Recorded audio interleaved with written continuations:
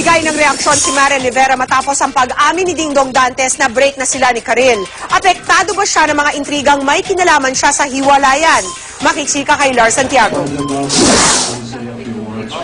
Sa gitna ng mainit na isyu tungkol sa paghihiwalay ni Dingdong Dantes at Karil, paspasa naman ang shooting ni Dingdong, Marian Rivera at Iza Calzado para sa One True Love. Hindi raw nila hinahayaang makaapekto ito sa pelikula. Lagi namin sinasabi na kung ano kami dati, ganun pa rin, na wala kaming wall at may tiwala kami sa isa't isa. Sa lahat ng mga drama na ginagawa namin o love scene na ginagawa namin, alam namin kung paano i-handle yung sarili namin sa mga ganung klaseng sitwasyon. Ang hiling ni Marian, huwag siyang idamay sa breakup ni Karil at Dingdong. Bagamat alam niyang wala na sina Dingdong at Karil, kapag nagkakasama sila ng aktor sa shooting, iba-iba naman daw ang topic na napag-uusapan nila. Hindi naman sa hindi namin napag-uusapan kung ano man.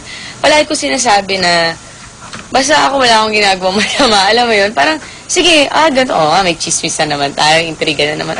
Nilinaw ni Marian na wala silang problema ni Karil. Kasi hindi rin po kami nabigyan ng chance na magkatrabaho. Nakikita lang kami sa SOP na bilang artista at taga-GMA ka, parang, hi, kamusta? Sinagot din ni Marian ang balitang nakita silang magkasama ni Dingdong sa isang restaurant sa Tagaytay noong Undas. Actually, to be honest, sinabi niya sa akin yung kanina, sabi niya, oy, may chismis tayo, nasa Tagaytay daw tayo, ganyan. Ha? Sana pumunta sila sa Cavite dahil nandun ako, di ba? Lars Santiago, updated sa Showbiz Happening.